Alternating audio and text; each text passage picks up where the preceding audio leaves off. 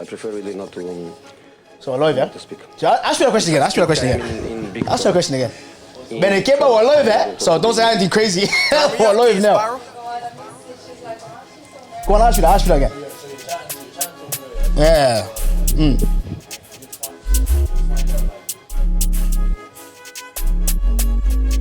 Yeah. No, it's, like I said, my guy, if you're my friend, my mate, I'm not going near your girl. Do you know what I mean? I believe in that. Even though a lot of guys don't do that, and it's happened even in my own circle where man are clamping the man them's ex. You know what I mean? I just wouldn't do it. But if I know you, I may rate you, but you're not my friend like that. Your girl happens to be alright. I'm gonna play ball, you know what I mean, bro? And you're not gonna do anything about it. Same with me. If you come there, my ex, it is what it is. Unless you're my brethren, you get me? So, it will put you off, because the man them are there. Just like, you don't rate the guy, just this nigga like was beside you. Go in, yeah, go in. I don't know. I just look at it. Yeah. Is that same for girls? Oh, my life. Yeah, go on, put the mic close to you. Is that same for girls? Yeah, I'd say so. 2 seconds, my man looking for money. Ma, you're looking for the money, aren't you? Yeah, I'm recording in the studio. I'm gonna bring your grandson over, then I'm gonna give you the money, okay? Okay, grand, no problem. I'm just recording. I'll be about an hour. She hung up. See, not even how are you, son? You know what I mean? How's your health? That's what they do. How's my grandson? What doing. Yeah. Yeah, what were you saying? Okay. I think so. I think it's the same for girls. But for me, anyway, speaking for myself, like, if my friend, okay, and obviously it depends on the relationship. Okay, wait. It depends on a few different factors. She's nervous. Can you hear her, yeah? Can you just put the, because they can see her face on camera. Is the camera in front, is the microphone on face? Oh, sorry. No, sorry? No, it's secret. Is it okay? Yeah. Okay. So it depends on a few factors, right?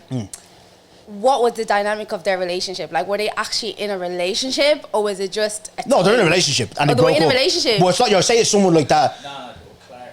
Oh, it was Clartin. Oh, Clartin. you see? So Yeah.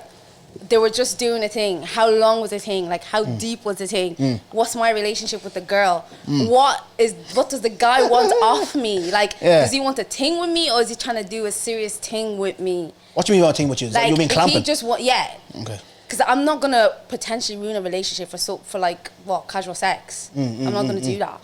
But if the guy wants something more, like something serious, then there's a conversation that could be had, depending on my relationship with the girl. No, like if it's so- one of my sisters, like hell no. Yeah, that's what I'm saying. Absolutely not. But if it's a girl you know, right, and you're kind of cool with, she kind of probably pops up on Snap the the odd game's time. a game then. It's That's a what I'm fair game, man. It's saying. fair. That's what I'm saying. It's a fair game. I asked the man them this the other day because, life's a bit crazy right now, you know what I mean? Man's a free agent, you know what I mean? So I goes to one of the lads, obviously one girl that followed me on Insta, and obviously one of the man them was with her. Obviously he's not my boy around that, but obviously he's cool, like, and he messages me or whatever. So I was saying to the man them, would it be wrong if I went there? The man them were like, yeah, it would be. Like, how would you feel if you went in your girl? And I goes, nah, like, it is what it is, do you know what I mean? Like, we're not friends, so like, Yeah. we just know each other. Have you ever been in that scenario though before? Both ways. Where like a nigga that was probably messing with one of your homegirls, but not like that.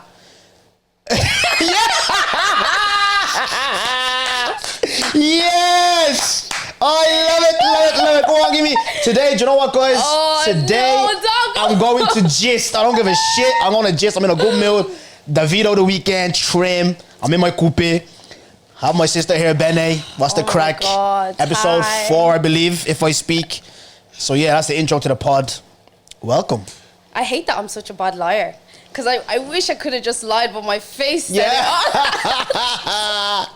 So how would you, before, let me see, because obviously you know niggas don't give a shit. Yeah. And me, like I said, like for me, my brethrens, you can't, you just don't do that, you know what I mean? Even though it still happens in, like, let's live in the real world here. This shit happens, you know what I mean? But, Yeah. I want to ask from a girl's perspective though, how common is that? I actually wouldn't know how.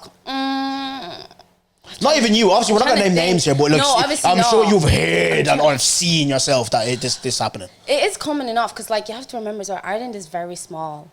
Like, you could be doing a thing with someone and then find out, oh, you did a thing with this person, you did a thing with that person, and it's kind of like, oh, and now it's just a bit awkward. Yeah, you get me? Like, yeah. so it is something that does happen quite often. Yeah. But I think it's like, it's how you handle it, how you go about it. Like, are you gonna be snaky about it, or are you gonna just like, you know, look, I'm doing a thing with this guy, I know we're cool and all, like, is that okay? Nah, but Joe was saying to him, right? I was saying to him, I know you've already given me a warning, right? But I just need to touch on something quickly. You give me advice. You can give me advice, right? Okay. So I was chatting to him. I was like, yeah, man, streets. I don't really like this. I don't like this place, man. Yeah. I don't like this place. Obviously, we're both there, but Bro, we're both I'm there. just like, no, I don't like this place. But how have you, like, obviously, we're gonna get into your journey, right? Because I'm all about people's journeys and stuff like that. And Yeah. your journey's amazing. What you've been on, even with the Thank fitness you. stuff and all that. And obviously, you go same church with my sister and stuff. And I want to touch on some stuff like that. But relationship wise, like, how have you found it, like, out there? Do you know what? I'm gonna be honest, Yeah. guys. I think when it comes to like dating and relationship, I think I'm blessed. Honestly, I do think I'm blessed because like I've never actually faced any like traumatic things when it comes to like men and stuff like that. So like dating for me, because I know what I want in a man, and I know like what I want in a relationship and stuff. So I'm not just gonna be dating for the sake of dating, or like or entertaining a guy for the sake of entertaining. Like, do you know what I mean? So I'm very selective in who I entertain. So yeah, like it's been fine. Like it's been fun. Because obviously, me and Jeff is on the. KD's taking a break today. He's at a conference, so Jeff is on the production today, and we were chatting. And so, I don't know, let me ask you this: if you ever know, you don't have to answer, but any question I ask you, don't have to answer. But obviously, if I speak, you know what the brand is. We're gonna touch on some stuff. But he was telling me there was a girl that he knows, and she's like 5 man on her roster, yeah. And it's like these niggas. Wait, at the same time? These niggas, I don't know what's going on, right? Okay. There's 5 man there, and these niggas, 2 of them think like they're the only nigga. See what I mean? Okay. They're falling for this girl and all this. So I'm here, I'm thinking, right, is this what it's like? Because even me, like, being there, I said to him, I was like scrolling there. I'm just like, I don't like it here. Do you know what I mean? Like, and then obviously I don't like it here. You hear these stories. But yeah, so is there many is there many in the DMs just hitting you up and saying mad shit? What's going on? Like, yeah, okay, this kind of goes back to saying where I say like I think I'm blessed kind of thing. I don't get anyone being crazy, like, you know, these girls that get nudes sent to them randomly. Random. I don't get crazy things like that, but I do get a lot of attention from men. but again, I'm very selective. Like sometimes I just don't reply. Sometimes recently, actually, there was a guy that texted me and he was like, "Oh, he's gonna circle back for a chat." And I just said to him, I was like, respectfully, I'd rather if you didn't. And he was really taken back by that. Yeah, but I meant it, like, because, like, what are you circling back for? Like, I'm not interested. And I'm not going to waste my time or waste your time. Like, I'm not interested. So I'd rather if you just didn't, you know? Yeah. And then he was like, I didn't expect that, but I respect it. And I was like, yeah, God bless, and kept a step. No, I respect that. 'Cause I was chatting to a girl the other day about, not like that, before people think I'm out here moving crazy, but I put up a tweet from my Instagram, and it was like, niggas that text back too fast, like in the early talking stage, like, where's the suspense? Do you know what I mean? I was thinking, what is going on? The girls, it's so hard. You know, the girls are lost. They're doing too much, do you know what I mean? But then someone... Girls were doing too much. Yeah, flat out, exactly doing too much. But then some girl came into my DMs and she was just like, obviously telling me, yeah, like, she'd rather like a guy with a bit of suspense, blah, blah. And then we just got into a bigger conversation where she was like, there's a nigga that's feeling her the last 3 years.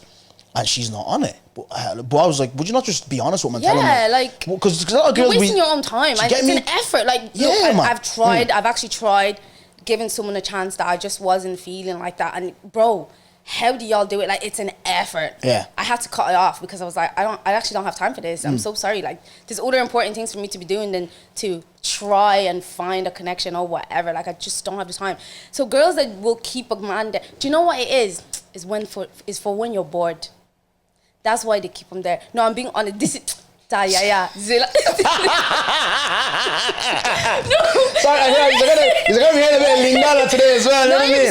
She's gonna add a bit of a flavor. Do you know what? Yeah, sometimes because it actually has happened to me. Like sometimes you're sitting there and it's like, okay, you've locked everyone off.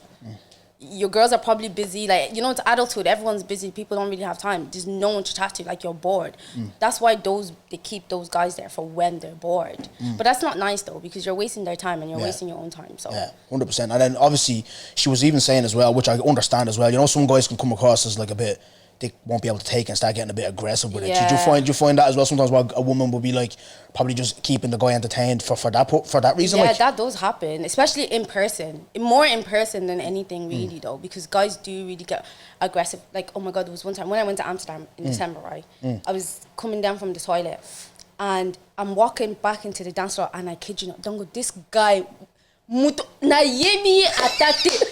the way he pissed me off. Do you know what this guy did? He grabbed me right here. Like, he grabbed me. Like, he fetched me. That's what he did. He literally went for my arm, like, just to tell me my boy wants to talk to you. First of all, yeah, this was a grown man. Like, he was grown. This man was, like, at least in his 30s. And then you're first of all, you're assaulting me. That's assault. You put your hands on me without my permission. You're assaulting me to tell me your boy wants to talk to me. Like... Can I curse here? Of course. What? Fuck you and your guy. Yeah, you watch my podcast. What the fuck? Of course you can watch it. For a second, I was like, No, hardly. No, my attitude went, because I hate being touched. Yeah. I hate being touched. If I don't know you, don't touch me. Yeah, like, especially if you're a man. Like, 100, yeah. Do you get me? So, you can imagine what my attitude was like after that. And I gave the both of them a dirty look and walked off. Like. So, I lost the question. No, you're fine. I even lost it as well. Oh yeah, the men. Yeah. Yeah. In person. Sometimes, especially if you're by yourself, you would probably like keep a guy entertained a little bit just because you're scared of what he might do. Yeah. But yeah. Yeah, man, that's a mad dynamic for a woman, because even as a man, I remember before my staff night out, one girl like this, you know, in the office, you know, Nilla's, they be on their sniff. Yeah. They start moving crazy. She started holding my hand. I was like, bro, can you, like, she knows, like, the kid situation. And yeah. obviously at the time when I wasn't a free agent, and then she's like, oh, do you not like me? You know, free agent. I like that one. I'm gonna start using that. Do you know what I mean? Free agent. Football riz is the best riz to be using. Are you crazy, bro? Really? See, I don't understand football, so like. Yeah, you don't get football. Nah, so you wouldn't know what a loan deal is. Tell me, what's that? So when you're in a relationship and your man goes out on loan, what do you think that means? He cheats. Did he cheat on loan? So on loan, so he's going out. So basically, in a football club, if you're not getting your game, so getting your game in Riz is not getting sex. Okay. So you go out on loan to go get your game. Just going laughing. So that's what a loan is, yeah. Okay. So that's why sometimes on the TL you see niggas talking in Riz, because obviously you don't want the girl. Twitter. You're not on Twitter anymore. No. You're good. You're not on Twitter. I haven't been on Twitter in like 3 years. I was looking for some of your tweets about Congolese men. Yeah, we're gonna get into that. We're gonna get into that. See you. Oh, no. We're gonna get into that. No. We are gonna get into that. Oh, I had a feeling. Yeah. You know, during this week I was trying, this week. Yeah, I was thinking. I was like, okay, what are the things Dongo could actually talk to me about? Yeah. And that was one of them that came to my mind. I was like, yeah, he's probably gonna bring that up. Yeah. No, I'm intrigued in it, but obviously because you doubled down on it the other day on your holiday. But we'll get into all that. But firstly, obviously we've done a little bit of an icebreaker. How, obviously we're going into this new year. You celebrate your birthday. Yeah. You've been away on holidays. So how have you been, like, mentally, physically, and all that type of stuff? How's things been going for you so far? I'm good. This year, yeah. Like, I'm actually good. Like, God does be carrying me, literally. Like, I'm actually good. Like, mentally, physically, everything. Like, life is good. Like, you know, obviously it could always be better. Like, there's always things that you're like, oh, I wish this situation wasn't like this or like that. But overall, in the grand scheme of things, like, I think I'm actually okay. No, I know, like, I'm actually at a good place, like, you know. And I'm very cautious when it comes to my mental health. Like, I take very good care of my mental health. I filter a lot of the things in my life because I just don't have space for anything that's not going to bring me peace or joy. Like, I don't have time for that. Like, life is too short, guys. Like, you know? 100%. Travis said it here in episode 1. I tweeted and I was getting a lot of love. He was just like, you know, have your circle of people and live with them. You don't be out here like getting involved in this problem here, getting involved in this problem here. By the time you know it, you're taking on people's stresses and then you're stressed out. Do you know what I mean? This is why even I remember we were on the phone the other day. Obviously, you might have something going on soon. And I remember Mupinde. What do you call him? Mupinde. Do you know what's funny? Do you know how that nickname came about? Yeah, when we were young, because I've known Gracie since I was like, what, 6, 8? Yeah.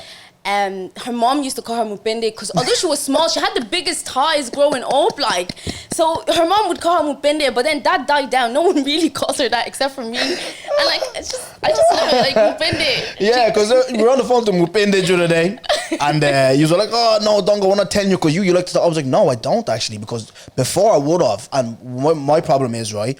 I think I can fix everything and everyone's problem. Yeah. And I used to get involved in everyone and everyone's problem. And then obviously, even the other day, I was talking to a brethren of mine, and I was giving advice, like obviously about her relationship, you know, about her and her ex or whatever. Yeah. Then I stopped myself. I said, "Do you know what? No, I'm not going to do that because you're going to go back and say, don't go say this, and then the nigga's going to come and say, why are you getting involved?" Do you know what I mean? So I said, sometimes you have to.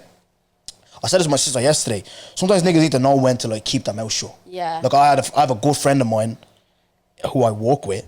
And she was giving me an opinion about my relationship, and I was talking about how much I was in love with this person and I'd go to the end of the world for this person. And obviously she was telling me, "Oh no, you weren't. That's why I was like, don't tell me that. You don't know what happened in my relationship. How dare you?" Do you get me? I was flipping out. And there's obviously there's a bigger conversation I want to get into, obviously about something that happened during the week, but we'll get into that down the line. But I'm just like, no, like I had to let her know. I was like, no, you mind your tone, watch your business, because you don't know what went on in my relationship. Don't tell me I didn't love this girl. Yeah. Don't you dare tell me I didn't love this girl. Do you get what I'm trying to say? So yeah, sometimes people need to learn when to shut the fuck up, fly out. And you know what? Sometimes when people rant to you, like your friend that was ranting about her relationship, sometimes you just want someone to rant to. You just want someone to listen. Yeah. So I feel like sometimes we feel like when people come to us and rant and say what their problem is, that they want advice or need the advice. No, sometimes they just want to get it off their chest. Yeah. But also like, if you are given, this is what I normally do. If someone actually asks me for advice, I'd always try to look at the situation from both perspectives.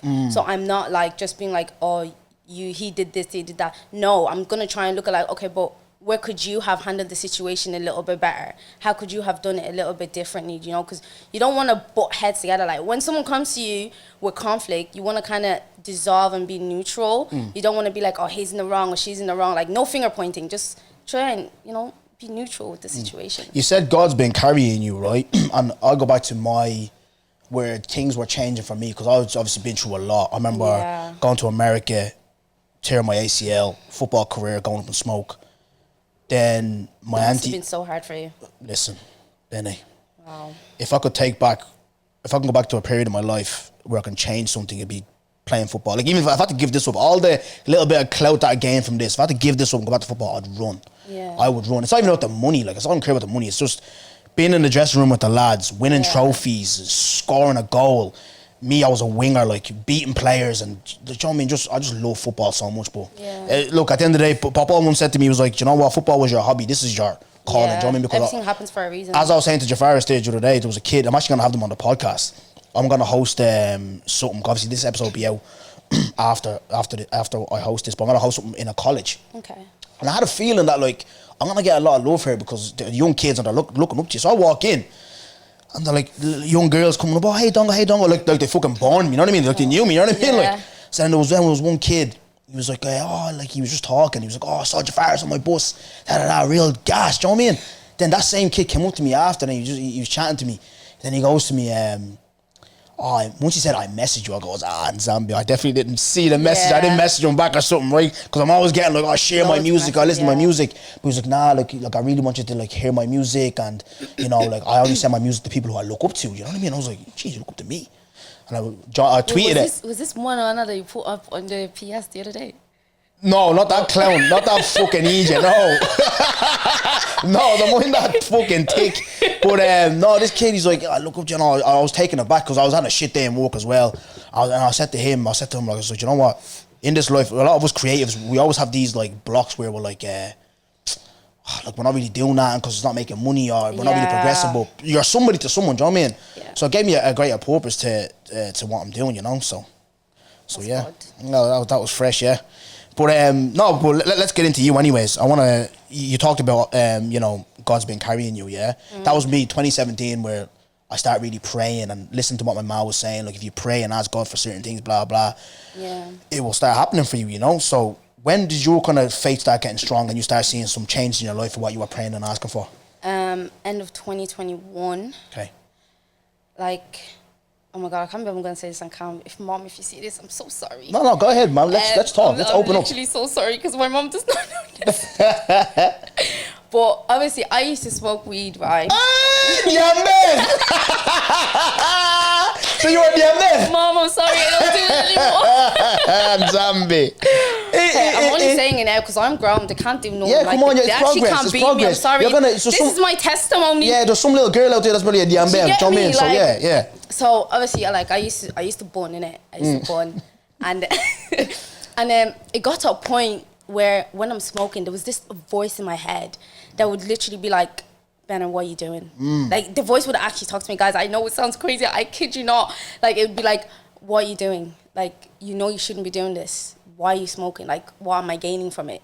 And that voice just kept getting louder and louder and louder. And I remember the last time, and I'd always say, like, I'm like, oh, no, girls, I'm getting off this. Like, no, but I couldn't. Like, it just had a hold on me, you know? But then, I actually remember my last joint. I think my last joint was like December 7th, 2021.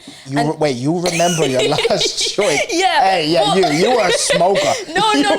No, but the reason why I remember it is because I didn't decide that I was stopping. Okay. I had exams, okay? I had exams. And usually what I would do is, when it gets close to exams, I don't smoke because I just feel like I become dumb or something when I smoke, right? So I was like, right, last joint, I'm going to do my Christmas exams, and then after I roll a fat thing and like we'll get going. But then during my exam period, I remember I went into this prayer call with my friend and her family, and we were just praying and stuff, like, and keep in mind, I'm obviously a Christian, but I'm not like strong in my faith like that, but like I do be praying and stuff, and I'm already hearing the voices in my head to tell me like, you need to fix up, you need to stop. So we're praying, and then at the end of that call, they asked me, like, they just asked in general, like, is there anyone that has something like they want us to pray for about, blah, blah, blah, blah, blah. Something just told me, like, you need to say it, And I was like, guys, you know, I smoke and I'm trying to quit, but I'm struggling. And while I was saying it, I just start bawling my eyes. Like, I start crying. I don't know why I'm crying. Well, I'm just crying. And I'm like, guys, I want to stop smoking, but I actually physically can't stop smoking. So that was that. And then we did a prayer and stuff like that. And then after that, like, they would obviously help me and stuff. And then after my exams, I didn't smoke or anything. Then I think this was after I found Solid Rock, because I was looking for a church for a while. So this was after I found Solid Rock. The first day I went to Solid Rock, I felt like it was home, and I was like, yeah, this is my church. And I never looked back. I was like, yeah, this is my church. So that was after I found Solid Rock. And then after that, like, I just didn't go back. And things just went the same. Like, there was just like a shift, you know? And yeah, after that, I just kept getting closer and closer to God. And like, obviously, it's a journey, and I'm still going into that journey. And like, you learn new things all the time, different things all the time. But I feel like the chokehold that smoking had on me was gone. Like, it was actually gone. But it's definitely something I had to work. It wasn't just like, poof, it's gone. Like, but I had to work on it. But like, I didn't feel like, you know, sometimes they say when you start getting closer to God, there's certain desires that you just don't have anymore. Yes. And that was that. Like, I didn't have the desire to like buy a bag. I haven't bought a bag of weed since that time. Like, I have not spent money on a bag of weed. How much did you spend? Like, just for my own? Oh, no, I wouldn't go mad. Like, probably just a 25. 25? Yeah. It locked down week? the Salinga Macam. Lockdown. Oh, my days. Oh, my little walks. Yeah. Lockdown. Jesus. You say about, I don't want you to laugh. You don't laugh either, right? Production. What has me in a chokehold still to this day? And you know what? I'm going to ask you a question, right? Let's divert a little bit and we'll go back into you, right? Yeah. Do you think men that wank, it's a mental health issue? I don't think it's a... Look, could you think you could just... debatable. You could just blast one and then that's it, like, you know what I mean? Just get that out, you know what I mean? Do you think that? It's debatable, like... Yeah? I think, okay, mentally, I wouldn't say it's a mental health this fella's issue. laughing for, but you know what I I mean? think, Like- like, mentally, you've... This fella is dying. Go on, sorry about it.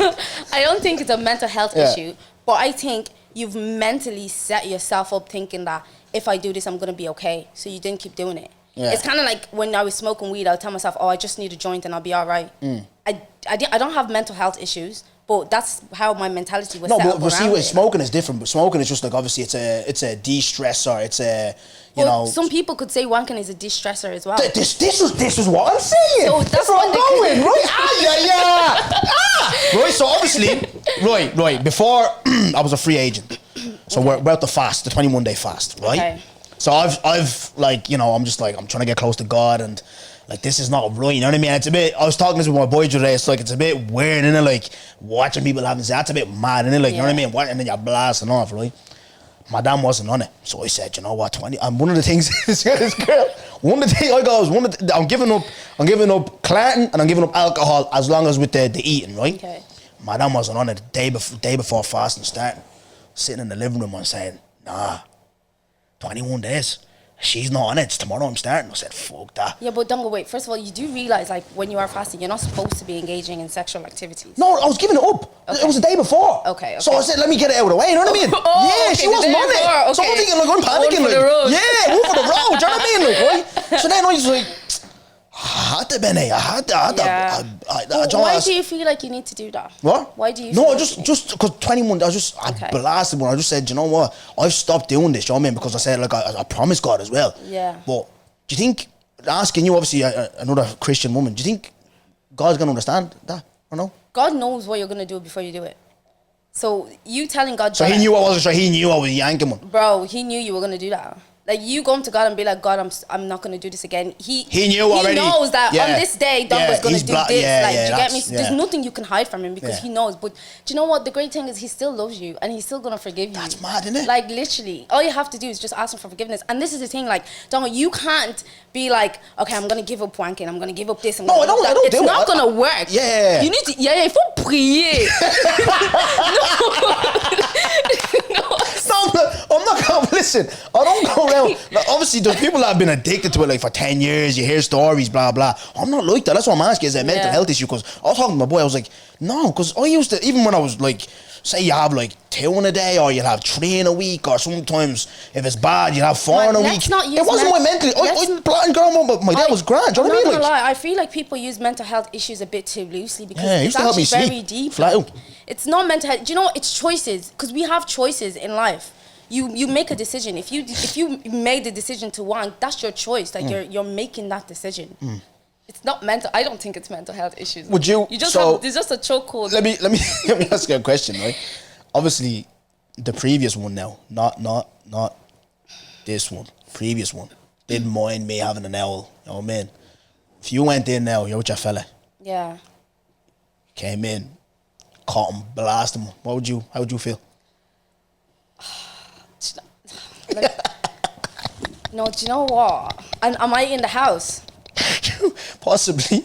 And what did I didn't want to give him nothing. You didn't want to give him man, and you just went there. And I wouldn't even get angry at him. I won't lie. Yeah. No, I actually. You don't find it weird? No. Yeah. I'd rather you did it, but like, do your thing, bro. Yeah. No, back to you. Let me on your journey, right? You know, see in difficult times, yeah. How's your faith tasted? Is it ever like? Because even me, like, I was even during the day, I was in my mom's obviously, and I was just deep, and I was like, you know what? I'm not gonna lose faith here. I believe God has a plan for me, and he's not gonna leave me. Like, is that you as well? No matter what you're going through, you're like, nah, like, the big man has me. Have you been through that? Like, where like, you've been through the worst and he's got you out of situations? Yeah, no, definitely. I always just remember the scripture that says, like, walk by faith, not by sight. Because like that one. we're human. Like, we're only seeing as far as the eyes can see. But, like, God knows. Like, there's certain, I always tell myself, like, look, God is never going to give you something that you can't handle or something that you're not going to get out of. We're always going to get out of something. But again, it's a choice. Do you want to get out of that thing or do you want to just dwell in that situation? Like, I'm not one to dwell on things for too much. I don't like being unhappy. I don't like being angry. Like, any negative emotion, like, I don't like it. I would allow myself to go through the emotion, but I'm going to make sure I have a plan to, okay, where do I go from here? Because I'm sorry, I'm not going to wake up every day and cry. Like, I can't. I can't. Life is too short. Do you get me? So yeah, I definitely have been through things where I'm like, God, are you seeing this? Look at what your child is going through. Like, do you get me? Like, this goes family, relationships, uni. Oh God, my my college story is disgusting. Like, it took me 6 years to finish uni, right? And it was just the worst. Like, it was just a lot. Talk to me about that. 6 years. I went through a lot. Were you supposed to do 6 years, or what was that? No, so it was meant to be 3 years in Dundalk and then Galway. I did 2. Okay, so I was in Dundalk, right? I was studying pharmaceutical science, and it was a level 7. So I did my 3 years. In my final year, I was going through a lot, like in the home, relationships, stuff. I was going through a lot, so I was like in a really dark hole.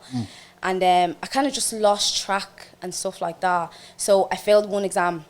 And I had to not repeat the year, but repeat that exam again in May. Jeez. So that whole year, I had nothing to do but just sit that one exam. Obviously, repeated the exam, passed it, cool.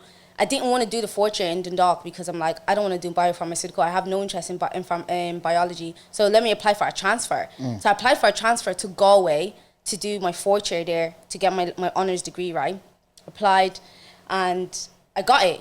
But the lady was like, unfortunately, there's outstanding modules, so we can't give you a place in fourth year, but we can offer you a place in third year. So then that would have meant I'm doing third year for the third time. Jesus. Yeah, after repeating the year, I'm doing third year for the third time. But this time it was like chemical and pharmaceutical science. And I was just like, and obviously my partner at the time, I had a conversation with him and I was like, look, this is the situation. And I had a conversation with one of my friends. And I remember, I will never forget this. She said to me, hi, Aglai. She said to me, she was like, because I was like, oh, Aglai, I'm going to be 25 when I finish uni now. She goes, Bene, whether you do this or not, you're still going to be 25. So are you going to be 25 with your honours degree, or are you just going to be 25? And that really hit me. I was just like, rah, okay, cool. So I was like, you know what? Let me just do it. Because they were offering placement as well at the time. So I was like, you know what? At least when I graduate, I'll have work experience and stuff like that. So it'd be fine. It'd be easier for me to get a job. So I accepted. So now I'm doing third year for the third time. Right? And this was online because it was during COVID. At a new uni, new course, new module, new friends. It was the worst academic year of my life. Like, the amount of breakdowns I had that year because of uni, yeah, it was disgusting. Because everything was online. Like, I was teaching myself all those modules, literally. Anyways, by God's grace, passed third year, did fourth year, passed it, graduated. So yeah, 6 years. 6 years. It takes you back to this conversation here, right? Years. See, with like, as kids, we used to always want to grow up, be our own adult. Obviously, growing up in an African household, especially as a girl, cannot be easy, right? Talk to me about that. Like, obviously, your young life. What was the young Bene like growing up? You grew obviously Blanche. He's always in Blanche, yeah. There we go. D15. Yup. Go on. Chat to me about that. Let's go back a little bit before you go forward. What was that? What was your young Bene like? What was her kind of dreams and hopes like? And what have you seen like from when you were a kid to now? Like, are you where you wanted to be at now when you were a kid, or what's the gig there? Am I where I want to be? That's a good question that I can't actually answer because I wasn't one of those kids that grew up and had like a vision of this is. I knew what I wanted to do. Like, I knew I wanted to go to uni. I wanted to graduate because like people don't really graduate in my family. So I took that challenge. I was like, right, challenge accepted. I'm going to be the first to graduate. I'm going to, challenge accepted. So I knew like no matter what happens, I am getting this degree. And then from there, like, I just don't go. Honestly, it's hard for me to answer that question because I don't know. No, do you know what you've given me already though, right? And I've spoken to yourself, Zeta, Akbo, yeah. Tinga, I figure out with our people, which is good, our generation of people. I think it stems down from our parents because sometimes you have to give our parents some grace. Min Dums always says on charges, like, especially now that I'm older, yeah, where you used to look at your parents and be like, why are you doing this? Why are you doing this? They were on survival mode from the minute they come here. They were. Think about it, leaving their home, no English, no nothing, how they even came in. Yeah. But nigga, you're lingy, you know what I mean? Yeah. No, these niggas are talking about unfed. These niggas came in crazy, do you get me? Yeah. What our parents did, right, they made a very selfish decision. Yeah. They just wanted to give their kids a good life. Exactly. Like, that's it. Exactly. And you have to respect them for it. And even with that though, like, we developed these mindsets of like, look, I love what you said there. And I said it to Jaffa earlier on where it's like, obviously we're in this thing. It's not really, we're investing in this thing, do you know what I mean? Like, they're talking about, take the mics off these people, podcasters, they're this and that. KD, they've raised the price, studio prices, do you know what I mean? Still, even for me, I used to be all right in here, it's not getting bumped up, do you know what I mean? So, it's he's laughing because he knows, right? But it's like, I said to myself, nah, I'm going to invest in myself because at the end of the day, why I'm doing this, the purpose of doing this is like, it's not just to obviously, get more clout and this, that, and that. No, I want to really, if this works for me, shows and being on TV, whatever, I want to be able to go to my mom and dad and say, here, look, boom, you don't have to work ever again in your life because your son's doing this. Because my dad came to my show for the first time. They never really went to watch football and all, like you were there yourself. And my dad, and they seen like, wow, like all these people came out for our son. Yeah. And then one day I was in the living room and he came in. For the first time, you know how our parents are. They don't ask you about nothing. You see me mom rang me there. It's always rings me. Don't look at how the kids are nothing. Money, do you know what I mean? Yeah. So, my dad... milk is that there, that's how they be starting. You get me? What you mean there's no milk? There's no milk. That's you. Get what you want little me, do you know what I mean? We live in the Poto, what you mean there's no milk? Right? Like... So my dad, he sat down, he started really asking me about like, how did you like organise the venue and really invested and it's like, it was good what you're doing, because obviously with them, I don't know, probably with your parents, it's school. Oh yeah. Like, like wanting to be like a makeup artist or a fucking nail tech or a football, it's out of range. Like they're like, no, go to school. But obviously, he's seen obviously Be Humble. We grew up with Be Humble, and he was even saying, him. yeah, Such a talented guy. Ain't he? Oh my God, Ain't he? that original song has me in a chokehold. Listen. Oh, nah, guys, in work, on zombie. Look, we did. But,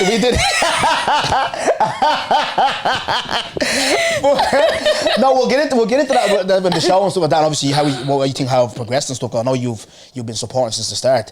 But like, I think like we develop these mad minds, and I'm happy you said that. Like, and there's people out there that are developing strong characters. You know what I mean? Where you're like, no, I'm gonna go get this. You get me? So where'd you is that from your parents or just how you grew up in your environment? It would probably be from my mom. Like my mom is she's a go-getter. Like very strong woman. Do you get me? So I think I get a lot of my characteristics from her. Like if I want something, don't go, I'm gonna get it eventually. Like it doesn't matter how long it takes me, I'm gonna get it.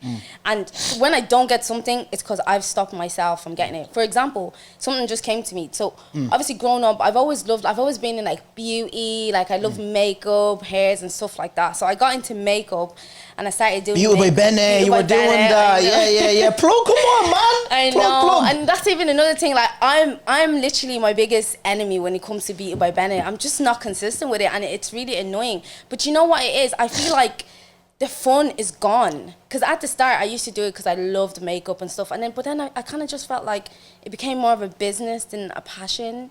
And I just felt a bit demotivated. Like, some things, it's just like when it gets about the money. Right? I know money, like we obviously all want money, but I'm just like... Yeah, cost of living. Yeah, I want to do things because I actually love it as well and not just focusing on the money. And as well, with that, I'm like... I've created this brand, right? But I'm just not, like, I'm just not there. Do you know what it is with the makeup business? I don't want to have a business where I am the service. I don't want that. Can you elaborate on that? Because that's deep. Okay, so I don't want to have a business where if I can't do it, it's not going to run. Okay. Do you get me? I don't want that. I want to be able to be on my phone and I'm working. I want to be on my laptop and I'm working. Like, that's the kind of business I want to do. So that's another thing. Like, and also, like, I have no desire in even my 9 to 5 anytime soon, unless whatever I'm doing is making me bank. Like, I want to have as much sources of income as possible. I don't know if but see with this, right? Because that's mad, because I always ask people, obviously, look, I always ask people about rappers, whoever. Like, my dream for everybody is what they're doing is full-time for them. Because 9 to 5, you're working under someone. Yeah, you're probably earning a good bit of change, and we're going to get into that as well, women earning money and stuff like that. But it's like... You're making another man rich, do you know what I mean? Yeah. Imagine you, Beauty by Bene, you create it into a monster of an empire, and that's yours. I know, but it's easier said than done. No, I know, so much that goes into it. Like, deeper, you're the service, you're the producer, the editor, you are everything. It's exhausting. But that's business though, innit, when you're starting? Because I don't know if she's going to mind me saying this. I'm going to obviously name a few people, right? Yeah. I don't know if they're going to mind me saying this, but I know, like, Food Baby. Yeah. She's full time. She left her. She left her job. She left her job to do food. And look, and obviously it's hard work. Yeah. Colamba, all the gatos, cakes, the food, blah blah. It's hard work. This is what I mean. Like, you have to have the passion for it as well. I feel like when it comes to makeup, I don't have that passion anymore. Why is that though? Can you give me a reason why? I honestly don't know. Is it like just too much work for you? I just feel like, no, but you know, I just feel like I have so much to offer. Like, I went from Beat by Bene to Beauty by Bene because I didn't want to be confined to just makeup. Okay. I feel like I have so much to offer. Like, don't go, my head, like, there's just so many things. There's so many things. I just want to tap into so many things. And do you know what it is with you, probably? You remind me of me a little bit, right? Even me with this, right? I don't post nowhere near enough. Yeah. Nowhere near consistent. TikTok, Smiley was shouting at me the other day, you need to jump on TikTok. Bro. And obviously this is what I'm looking, the hosting stuff where like I want to be hosting and stuff like that, yeah. I think, you may correct me if I'm wrong, procrastinating, I remember watching a TikTok, someone was like, it's fear of failure. It's, you're going to do so much and then you don't get to where you get to, and you're just going to be in a big downer. I think that's what it is with you. And that's what it is with me as well. So like, I want to do this, I want to do it, but I don't want to fail. I don't want it just to hit a crash, because how am I going to come back from that, John? Because this is what I want to do. This is I'm banking everything on this, do you know what I mean? Obviously, football didn't work out. And obviously, I've had another chance, another lane where like I've gotten some popularity from this. People know who I am and all blah, blah. But that's well and good, but it's not paying right now. So I'm trying to go to the next level, do you know what I mean? So I get that, like I get what you're saying, but it's like, I think you're just procrastinating because you're fearing of what if it doesn't work. Am I right or am I wrong? Partially right. Okay. Like when you said like the money is not coming in and stuff, like when you see things like that, like I'm trying to say this in a way. Okay, so after when I finished uni, right, I went back to makeup and I was doing bits like back-to-back bookings and stuff. But then it gets to a point where you just don't feel like I didn't feel like I was getting the recognition I deserved. But I'm to blame for that. Okay. Because I like consistency. I come and go. People are gonna get tired. Yeah. Like, what is it? Are you staying or are you going? Yeah. Do you get me? So that's me to blame. But because I feel like I'm not getting the recognition I deserve, it causes me to take a step back. Yeah. It demotivates me because I'm just like, and I don't even have that passion for it anymore. So I'm just like, I'm just chilling. And then another thing, obviously working 9 to 5 as well, I could only take clients on the weekend. Yeah. Whereas I'd get clients asking me for like a Monday or a Thursday and I'd have to say no. I've said no to so many bookings, Dongo, because I can't do it on a Monday to Friday thing. I can only do it on the weekend. On the weekends, yeah. And that's just a bit, like, I've had a conversation with Iwaku about this actually. One time we were doing makeup for a shoot and she was like, Bene, she took a year, I hope she doesn't take offense with me saying this. No, she probably won't. Yeah. But she took a year out of uni because we both went to Dundalk. She took a year out of uni to focus on her makeup business, and that was brilliant. I wish I thought about that at the time, but again, I'm telling you, I had the mindset of I need to finish uni because I'm breaking generational curses. Like, do you get me? So she was like, yeah, she took a year out to focus on makeup and stuff like that. And she came back, she did her degree, but she had her makeup going, and I was like, oh my god, that's brilliant. But I'm just at a point where I don't want to stop doing everything that I'm doing to focus on makeup. Like, I'm just not really interested anymore. Yeah, no, I feel you. And it's like I said before, entrepreneurship is not for everybody. Do you know what I mean? And there are people who are thriving. I see Emmy. Go ahead. Wait, sorry, I don't mean to stop you. But no, go ahead. This is not the end of Beauty by Bene. I'm definitely gonna come back. No, I am. It's not, guys. It's not the end. Okay, it's not the end though. We're not. I have my brand. Like, I've created this brand. I've created a clientele. I'm not just gonna throw it away. Yeah. And God gave me this talent, so I feel like I would be dumb to throw it away. It's just on pause because I am working on other stuff as well. Soon to come. But yeah, I'm just. It's not the end. It's not the end. Grand. No, and I hope you do cool, like you said, like you are good at what you do and stuff like that. And like you said before, it's just finding your niche. It's like even me, like I was watching back season 1, and I know people want me to go back to that, just screaming and shouting, but I like these conversations because why I came into this was to educate people. Do you get me? And there's even certain questions I'm going to ask you. I'm going to tread on hot water here, but I'm going to go for it anyways. No one's going to slap me. But here, I'll start off with this, right? I personally, right, and this is me, I'm loving seeing black women making their own money. Okay. And absolutely killing it. Girls are pushing big boy cars. Bro. Girls are traveling. My sister was telling me wigs are like 6 bills. They don't need no... Ma perruque, we go super, we go This girl's mad. My sister was telling me 6 bills. Bro. I was thinking, Yeah, I might just stay with the snow bunny's little extension here and there. You know what I mean? Like, fuck that. No, wigs are expensive, man. So I'm loving it, but I seen a tweet right earlier on. I won't bait out her name, obviously, but Okay. let's just have a conversation No here, free right? promo as well. She goes, as a woman, how can we genuinely win? We speak up for ourselves, we make our money, we buy our house, we buy our own cars. Apparently, it makes us less feminine. Like, honestly, what on earth? So what's your initial thoughts just on that? I want to find a specific tweet that she tweeted. But initially, what's your thoughts on that? I don't think it makes us less feminine, right? This is what I think makes us less feminine. I think the mentality of...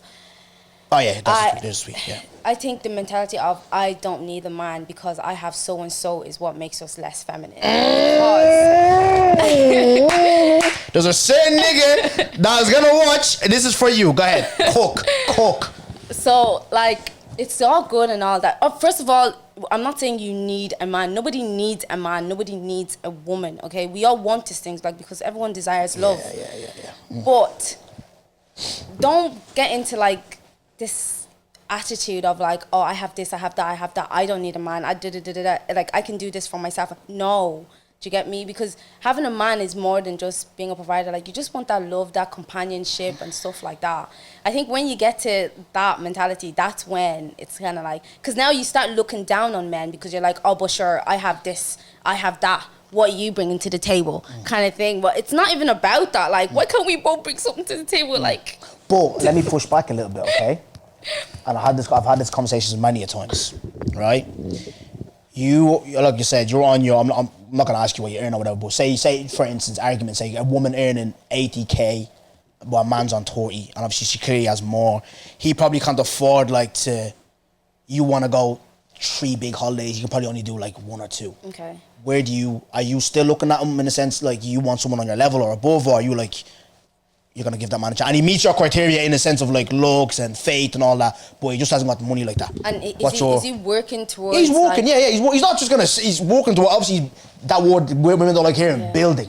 Yeah, well, that's okay, though. Like... Are you sure? No, but don't go... These girls on Twitter, they'll be saying different. No, but don't go, wait. On If it's Insta. the thing of it, he's like, oh, babe, we can't go on holiday. First of all, what's the dynamic of the relationship? Like, are you someone that I just met? Or No, it's a relationship. Or we're in a relationship. Then that's okay. Like, look, if my man doesn't have it and I have it, like, I'm gonna... Babe, you know, it's me and you, like... Would you be able to be with a man that, like, you... Say, for instance...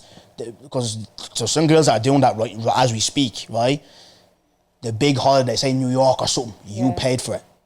Alone? No, but say he helped, like, with fucking... halves on hold, like that 50-50 but shit. The thing is, if my man doesn't have money for New York, we're not going to New York. We're going to somewhere he can afford. Okay. Because it doesn't make sense. Like, why are we going to New York if only one person can sponsor the trip? Like, it doesn't make sense. There's other places to go. No, I'm not saying that's a dumb question because we can go to New York. I wouldn't even want that for my daughter. time. Yeah, I'm saying, like, say for instance, like, the majority of it is you though. Like, you're the one that's carrying. I wouldn't want that. Because sometimes like I've done it before in my young age where went to Rome. The whole trip, like, funded it, like the hotel, the flight, everything, dinner, everything. I've done it, and I felt like, as men, I don't know, this is me. It's probably just me.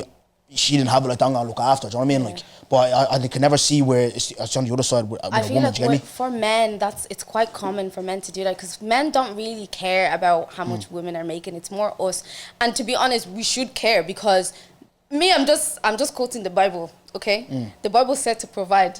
So if you don't have the means to provide, how are you gonna provide, baby? Like, do you get me? Like, because Akbar, and I can say this because it's the last episode. He turned around and said, obviously one of the reasons why his engagement didn't work, he was told, like, a part of the bride price was, you have to buy my daughter a house. Now, I remember saying to my ma, obviously we were arguing that bride price stuff with my sister, with my ma. Yeah. My sister was like, don't take the piss, like, oh, I'm going to get married in the registry, do you get me? And then, yeah, you can tell me ma went mad, oh, this, blah, blah. And obviously Akbar told his story. And I said to my mom, I was like, hey, it's like a boy. It's like this. I was, what do you mean? He was 24, 25, he was stressed, like, and it ended up, like, ruining his... just doing too do you know what I mean? much. So it's a lot of pressure on I know on men, do you know what I mean? like, and do you know what? Growing up, I've actually learned, and I feel like I've seen it, that there's a lot of pressure on men. And it's actually kind of sad, to be honest. But there's a lot. But at the same time, I feel like they also put the pressure on themselves. Because half of the things y'all be doing, y'all don't even need to be doing that. And y'all be running your mouths like, oh, I'm going to do this, yeah, so they can see you're the guy at the top. You don't even need, nobody's asking you to do that, sir. I just think it's that natural thing of man, just like you said earlier, wanting to be It's the provider. ego. And ego. Ego is the big one, right? Let me quote this tweet and we'll get into the conversation about this. So this is what she said as well, right? She goes, like, one of my friends bought a Tesla and this guy made a comment and said, obviously she's doing OnlyFans or a man bought her for her, which isn't true. She's always wanted one. She made a good return from the property she rents and decided to buy herself a present for her 30th birthday. Plus, she works a good job. For me, that's a logical question mark, right? So what you... See, that is what you call a sassy nigga. Yeah. That was pure bitterness. Like, he was bitter that he probably couldn't afford the Tesla. Yeah. That's why he made that comment. Because why... And also, at the same time, he's degrading women. Yeah. Why do you feel like she needs to do OnlyFans OnlyFans, yeah. or a man bought it for her because she bought something that's very expensive? Like, do you get me? Do you know what? Do you feel like women earning more, men are intimidated by that? Some men. Yeah. But I feel like it's men that lack ambition that are intimidated Lack ambitious by that. is crazy English. They wasn't as in that, guys. I speak 3 languages. Lack ambitious. When B Humble watches this, he's the English police. He's gonna laugh. Lack ambitious. Please, oh I my speak days. 3 languages. You guys need to allow me. But yeah, I feel like it's men that have no vision as to where they're going, what they're doing, that are intimidated by men. Because I haven't met a guy that's intimidated by a woman to say. But then again, I hang around real niggas. You get me? Yeah. Love that for you. But yeah, it's just there's absolutely no need. Like if don't, for example, if me and you were dating and I'm making more than you, I don't feel like there's any. You should be proud. Like you should be gassed. See, this is like my here's the girl thing, is 100, making. I would be right, but let me try and be as objective as I can. I'm so happy that I'm seeing, like, obviously women earning so much that they can take care of themselves, blah blah. Like the quote unquote, yeah, obviously I get what you mean about the companionship, blah blah, but they don't need a man to fund their lives, blah blah. They can do it themselves. Cause some girls are out here doing a mazzoline for bread. They are. Yeah, that's crazy. They are. The OnlyFans thing. There's niggas that are doing that. Yeah. There's niggas that are, you know what I mean? Old men, uncles. There's young, beautiful girls. Yeah. Bro, I'm seeing them up and down to. That one is You just know what I mean? lifestyle. Like, It's heartbreaking. Lifestyle is killing my people. Do you get what I'm trying to say? That is going on out there. Let's be real. Yeah. Do you get me? But I don't know. Like, I don't get these man that like are saying stuff like this about gal that, oh yeah, she's doing this, she's doing that, or intimidated by it. But let me not lie. I'm gonna be real to myself, right? Sometimes though, I'll see, and this could be very controversial, but it's if I speak, we have to speak about it, right? People want me to be crazy again. It pertains to more like white women, yeah. Okay. I'll see like. You be down the block or whatever, you went and got a young chicken fillet roll or a breakfast roll, you know what I mean? You're walking back home and I'll see like a girl in a mad Merc. I'm thinking gangster gay. But why are you thinking that? Probably my environment where I'm from. That No, but you know, it comes into my head, I'm thinking gangster gay, like, do you know what I mean? But that was me I'm going back probably 2 years ago, 3 years ago. 3 years ago, probably more. But now, obviously, these days, especially with obviously yourself, I'm seeing a lot of girls, like, I know girls that have their own houses and stuff like that. Yeah. It has changed. Yeah. Do you know what I mean? So maybe it's just a subconscious thing where you're thinking, like, she's with a drug dealer or something like that. But I would never think of that now, because I know people are in that band. People Do you know what I mean? are hustling. No, people are hustling now. making There's money. girls I don't get, bro. They're not even. It's not just Spain over there. People are going Brazil, bro. Dubai, Jamaica. Girls are probably flying out and doing that. I think I'm already. You know Deborah that does the hair. Yeah. Oh no, mates, they went skiing and that. I was thinking these ships aren't cheap. Do you know what I mean? And obviously you see they're hustling, but I don't. Maybe it's a subconscious thing sometimes where they're just thinking, she's a drug dealer or something. I don't know. I think it's just sometimes how we're wired. Sometimes you have to consciously like take yourself out of that mentality. Like, Yeah. do you get me? Grand. Because I won't lie.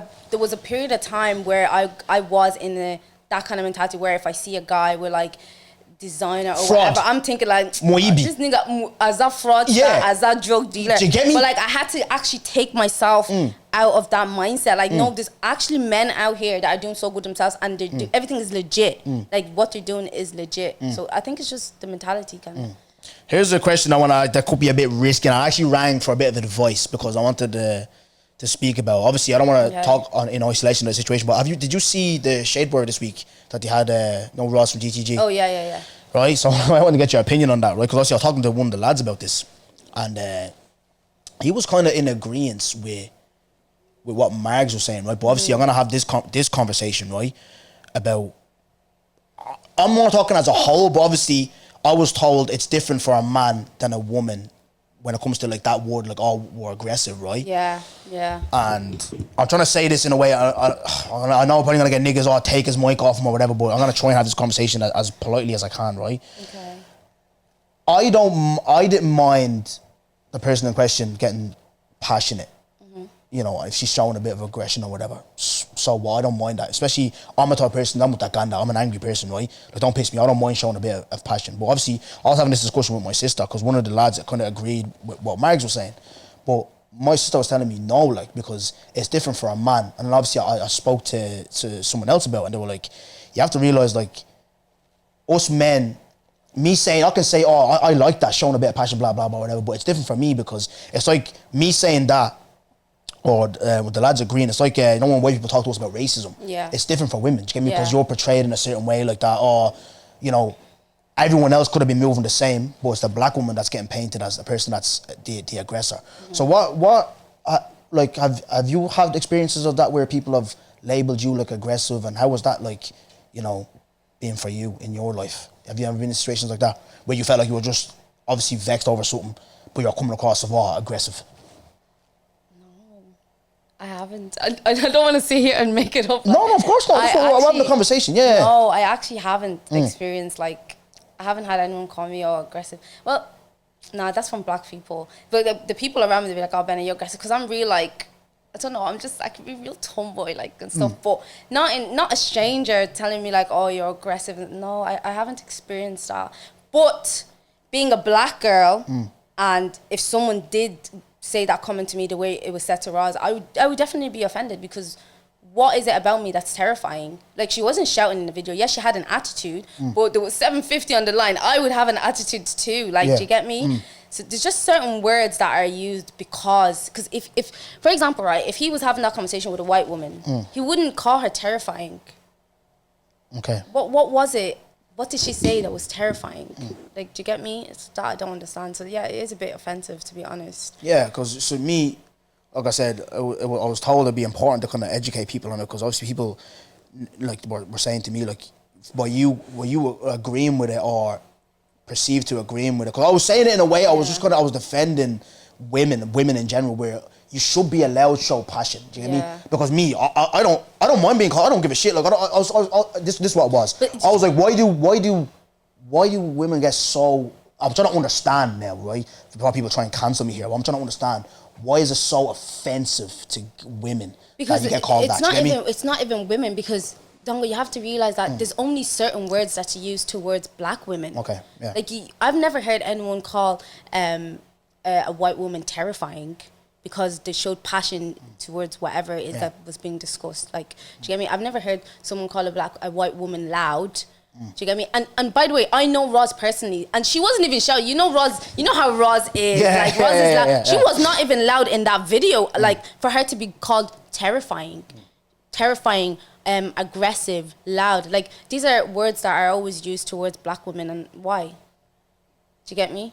That's where it becomes an issue. Like, if there were words that are being used to women with all races, then okay, but they're normally just used towards black women, and it's actually kind of hurtful, because as a black woman, sometimes consciously you're carrying yourself a certain type of way so that you're not labeled as terrifying, aggressive, or abusive, or whatever it is, but then people are still gonna say that to you. So it's very, like, it's not nice, man. It's actually not nice. For me, I was trying to look at it from a perspective of, I think us as black people, let's be real, we have, me especially, I'm gonna speak as myself, I get labelled aggressive and passionate or whatever, and I understand. I think you should be able to let out a bit of emotion. But I was trying to figure out, why is it so detrimental, do you know what I mean, to women? Because obviously these type of conversations, I was trying to sway away from them, because people won't understand where my angle, where I'm coming from. But like I said, that on TV there, bro, if you were angry over something, 750 on the line, 750, you go show a bit of passion. There's nothing wrong with that, do you know what I mean? Like, but it is one of them things where it's really offensive to niggas. It is. It's horrible. Like, why am I aggressive? Please, episode kuna kanda.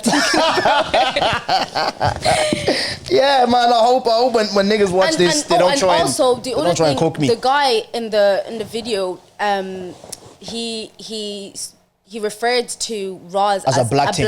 No, that one there. Are you having a bleeding laugh, that one mate? there, yeah, that one what? there. That was rude. That was so disrespectful. Like, why is it a black thing? Yeah. You could have said anything. You could have said that girl, that yeah, woman, the Irish girl or whatever. Because black thing. Nah. This is what I see with podcasting. I'm gonna ask you this, right? Obviously, you're here now. Maybe he was just doing it for a viral moment. Who knows? This is what they're telling people to take mics off people. And I said this to Ness yesterday on the phone.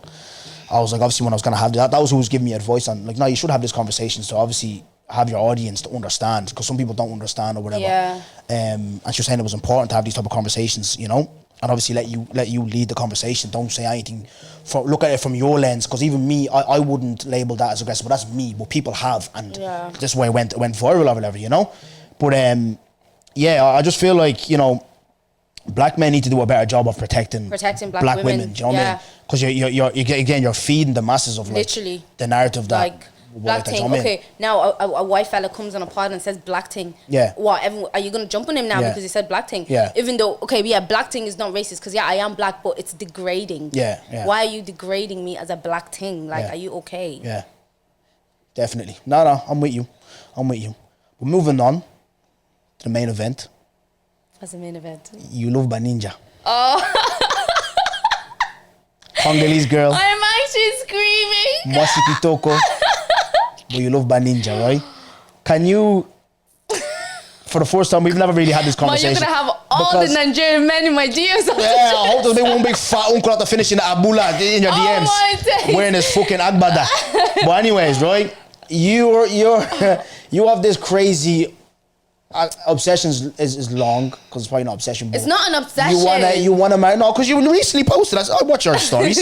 you wanna marry a Nigerian man? I do. So talk to me. What is it about them that gravitates to you so much? Okay, do you know what it is? Yeah, it's, first of all, it didn't start with them, because this is actually something I had to take a step back and, like, ask myself. Okay, where is this actually stemming from? Because, you know, everything stems from something, right? And I came to the conclusion it's past trauma. Now, it's not trauma in, like, dating, because honestly, I've actually never dated a Congolese guy. Hey, God. Yeah, I've actually never, honestly. Like, I mean, when I was younger, I did one small play like this with this small boy, but that was just small play. Do you get me? There was nothing, like, major. So I've never actually dated a Congolese guy, but obviously growing up, I was obviously surrounded by Congolese men, because I am Congolese, so most of my time I'm surrounded by Congolese people, and I just didn't like what I saw in the men. I didn't like how they behaved. I didn't like how they treated women. I didn't like how they did nothing. I did like and obviously other trauma that happened to me growing up in the hands of Congolese men. So I had, like, this tainted image of Congolese men growing up. And I was just like, no, I'm never going to get with a Congolese guy. I'm never this, I'm never that. And that grew with me, like, do you get me? That's why I am the way I am. So, because in my head, I'm like, I'm not getting with a Congolese guy, I started dating Nigerians, innit? And, like, no, but obviously, everyone has their own opinions. Like, there's people that can be like, oh, but Nigerian men are this and Nigerian men are... Like I said at the beginning, I think I'm genuinely blessed when it comes to the men department, because I don't meet guys that, like, treat me like shit or stuff like that. Wait, can I pause you there for a second real quick? Okay. I just thought of something. Remember Dr. Umar? I just thought of something, right? Do you remember that night? Which night? It was L2P. Remember that nigga that walked up to you and was like, smash or pass? Do you remember that? Oh, my God! No, it wasn't L2P, it was DLT. Yeah. He was a child, you can tell. Brother! He was Nigerian. 100%. Yeah, he was, but he was a child. Like, he's probably like 20, 21. No Congolese. No, you think he was older than that? No grown ass man is gonna ask you, are you gonna smash or pass me? So I remember you came over to me, you told me, this nigga just told me smash with a smash or pass. I nearly went home. Bro, he would not leave me alone. And I was just like, no. He's like, please, let me just have your Snapchat. I won't even text you. I was like, no, like, leave me alone. And then he was like, okay, can I ask you one question then? I was like, yeah, what? And then he was like, would you smash or pass me? And I was like, pass. And he was like, Do you know what? Yeah, that. He was a child. He was a youth. Like you could tell. He was not over 23. But he was Nigerian. Hold on, I'm gonna stick by that. He was Nigerian. Yeah, but what does that have to do? No, but well, just have to throw a little drive there. But yeah, come here. You said obviously growing up, the trauma of obviously what you saw and what happened to you and stuff like that. Blah blah. Now that you've matured though, and obviously, has there been like approaches from Congolese men to you? Some, yeah. And you're just still not on it. That mindset I'm just of not interested. Like, wow. Yeah, I'm not, and it's not even like, oh, I'm just gonna marry. No, I feel like I would even marry. I just wouldn't marry a Congolese guy, and I know it sounds terrible, but like it's very bad. I can't honestly, like, you know when you've just been through stuff and you're just like you've made your decision and you're just like I'm sticking by it. Like I don't get like. See the way you say, I remember because that's the narrative growing up. A lot of you girls had, right, and I've always thrown shots at these. And the narrative didn't come out anywhere. Like it's what we've seen. No, 100%. No, I'll get there. Right. There's certain girl I said what you said, and you know some of them that are now in a relationship with Congolese niggas. I remember a tweet. I won't lie. Well, because I remember I was gonna come on if I speak and say this. He must have hurt you because till this day. No, bro, it vexed me. Congolese niggas are bums. Congolese niggas are this and that, and that. Do you still feel like that? I've rebranded, guys. I'm not that same person. No, but you still feel like that, though. You said, like, they grew up doing nothing, blah, blah. Do you still feel like that? Can I be honest? Be real. Crucified. Be real. Okay. Right. If I speak, be real. And I'm going to compare the Congolese and the Nigerian men from what I've observed, right? Because I've been around a lot of Nigerian guys. Like, I have friends that are Nigerians, the guys, and, you know, I've dated a Nigerian as well. Yeah. When it comes to Nigerian men and Congolese men, Nigerian men are go-getters. Okay. Like, on a crazy thing. It's inspiring. Are you talking about Moyibis or the ones that actually go to college and get degrees? Put the fraudsters and the drug dealers aside. I don't rate those. I don't rate that. We're talking about the ones that work, the ones that are hustling, are doing whatever, whether it be music, creative, whatever it is, like they're literally hustling, right? And I just feel like Congolese men tend to be a bit lazy. Now, the new generation, no. When I speak like this, right, I'm not talking about the new generation because I can actually see the change in the new generation, like going to school and whatever it is that they want to do. But like growing up, watching the two, like you can see a clear difference. Congolese women and men, Congolese women are more go-getters than the men, where the men will just sit there. But Dongo, let's be honest, how many Congolese households do we know that the dad doesn't work? That the dad's be sitting there morning to night watching telly while the mom is getting up. She's probably working 2 jobs. How many households? There's too many. Do you get me? Whereas with Nigerians, that's not the case. I've been in so many Nigerian households. The men work like crazy. They take care of their homes. They take care of their women. Like, and from the guys I've dated that are Nigerian, like, they be taking care of you, like, for real. And it's just, like, this is not me trying to look down on Congolese men, but this is just like, do better. Do better. But like you said, though, I know, and we have to kind of, because it's Ireland as well, right? Because it's not just Congolese niggas here. There's Belgium, there's Congolese niggas in France, there's Congolese niggas in America, Sweden. We're spread out. We're all over the gaff, yeah?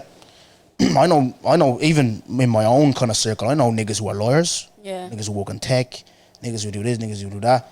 So it's not the way it was. And at the end of the day, even like what you say about, and this is me just pushing back on what you're saying. We can have a debate, no, like, you know? Definitely. It's not me arguing with you or anything like that, or catching chess, but I've seen, like, nowadays, you see, like, I know a lot of niggas that have their fathers who are working, blah, blah, but it was like that, but I don't really see that like that anymore, too tough. And that's the reason why I had to change the way I looked at things when I was growing up. Good. Now, because obviously, now, guys, those views were when I was younger. Obviously, I'm a different woman. Like, I'm a woman now, guys. Change man. Be humble. Change man. Like, do you get me? I now realize, like, look, there's those type of men in every nationality. There's good men, there's bad men in every nationality. Do you know what used to annoy me? Sorry for cutting across you. Do you know what used to piss me off about you Congolese girls? I'm sure you said it as well. You know what used to piss me off? Congolese men cheat. Like by ninja. Do they not? Like by ninja. Wait. Sorry, guys. Sorry, white people are watching this, yeah? I'm non-Lingala speaking people. Like, Nigerian guys are not the biggest cheaters on the planet. Again, there's cheaters in all nationalities. But they're like, if we're talking top 5, I'm talking top 3 by ninja. Congo's definitely 5. No, Congo. Yeah. Congo's By top 3 Ninja. as well. I know Bro. by Ninja. We know. Listen, Hey. we're gonna talk off camera. There's one nigga, yeah. There's one nigga that has wife and kids at home. Will be at not L2P, Vela, fucking Anu's kitchen with gal. Not a bother to him. Do you know what I mean? At least we were Congolese. Yeah, you go back home and do that. Yeah. Do you know what I mean? There's niggas here live. Oh, I know a nigga, right? We're gonna talk off camera because this guy is in serious trouble. If this was season 1, I probably would have said it. I remember a nigga before, yeah? Nigga got married, my G. Married! Why are you in Club 22 the next day? What the fuck are you in Club 22? You're supposed to be at home with your wife. Shout Lalu, my boy, Snowden, I love you. Someone gets married, Snowden is at home with his gal. Do you get me? Yeah. Who else? Who else got fucking married? Who else got married in Zambia and got Mindoms? Mindoms gets married, he's at home with his wife. Right? Obviously one's Congolese, one's Nigerian. Cool, whatever. But this nigga, I know plenty of other niggas, right? That are married. What are you doing in the club the next day, In my the club. G? With gal, you're moving to gal. And I'm getting my people again, though, we're the biggest cheaters. Bro, Yeah, you but the Congolese mentality girls, yeah? changed. Shut the fuck No, up but with the your mentality lies, has bro. changed. Like that was obviously. I know we were all Nigerian young. bums as well, bro. We Don't were take care of their young. children. Don't take care of their girl. I know bums as well. There's bums It was everywhere. harsh, man. You mama harsh. I know I'm so sorry. we were harsh, but wait. This was it was the same thing when people were growing up and all the black guys were against black girls. You remember that period of time? Yeah, no, I do remember this that. was I do also remember like that. a I do period of remember that. time. Obviously, we've all grown, we've all matured, and we've realized like, look, there's cheaters in all nationalities, there's bums in all nationalities. Like, do you get me? My On the cheating thing, though, the cheating used to annoy me. The cheating, Nigerians are number 1. Okay, cool. But what I'm saying is like, my preference, I don't know. I'm just not attracted to Congolese men like that, innit? Mad. Like, I'm actually just not.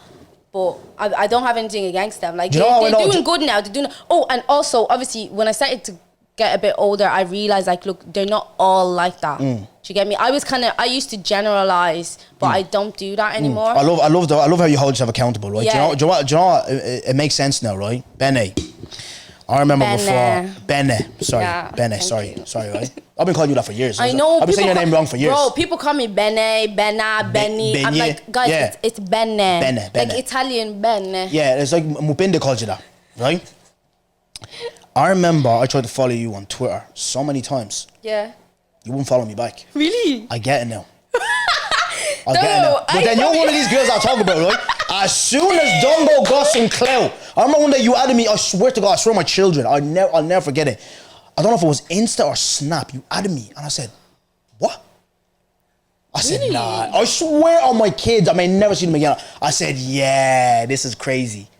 No, I swear do to you know, God. The reason why I followed you, because I liked what you were doing. That's what I'm saying, And you were clout, Congolese, motion. like, you were Congolese, and I want to see you win. Yeah. You're Congolese, you're black. No, we've gotten ever since then. We've hit it off. We've gotten along. But You did roast me when we were in Tingy's. Remember in Gracie's house? What did I say? And you were like, oh, yeah, I've been angry at you because of the Congolese thing, bro. I was like, what? He was like, yeah, I remember you used to tweet. I was just like, wow.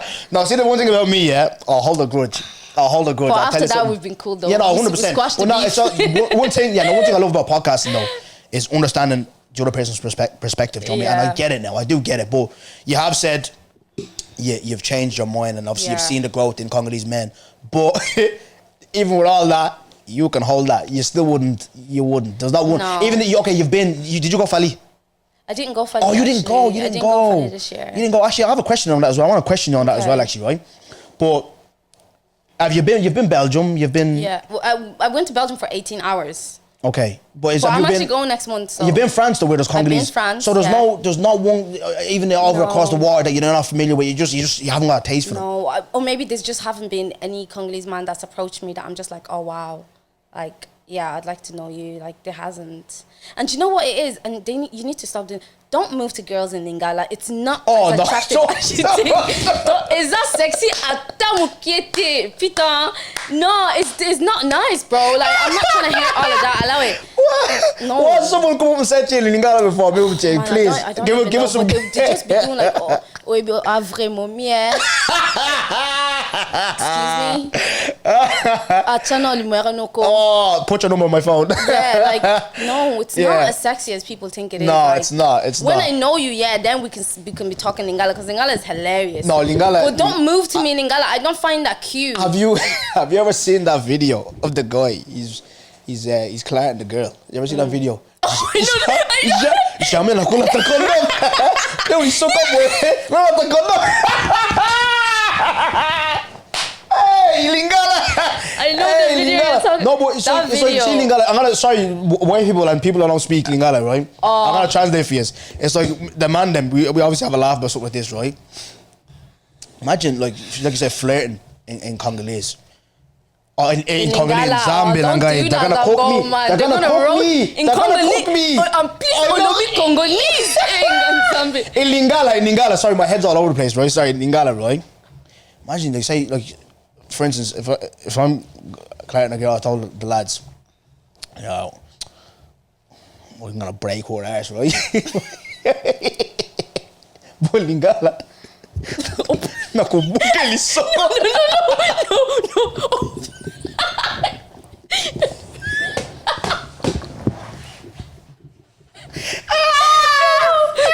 No. Oh, panza.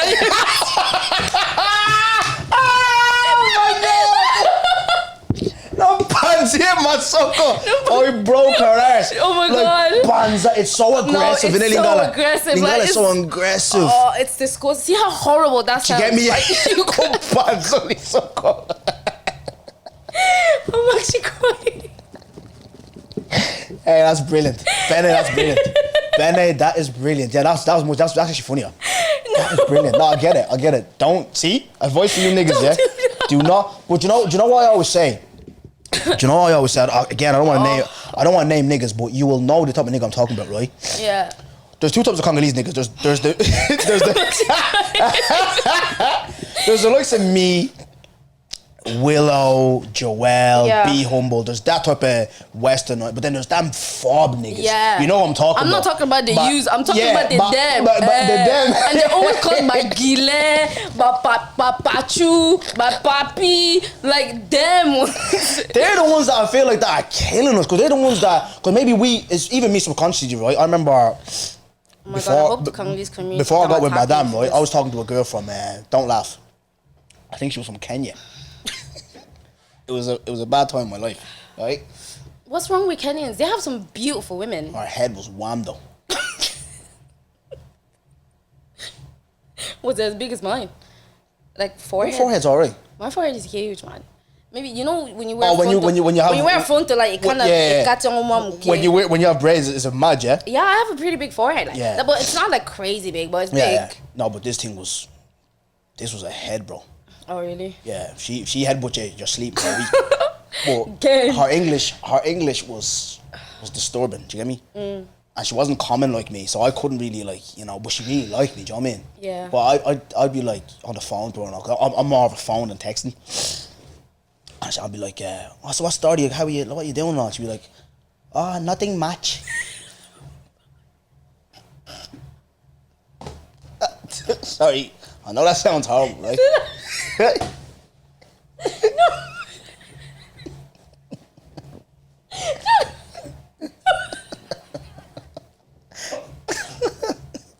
These niggas. Man, please, my mascara's gonna run. Please. Can I have some tissue, please? There's no tissue in here, is that? For the lady. But it reminds me of my India. Oh my God. Oh, thank you. So, no, my mascara is gonna. Oh no, actually, I can see you're actually crying. You're actually crying. No, because we got my serious there for a minute. So I'm glad.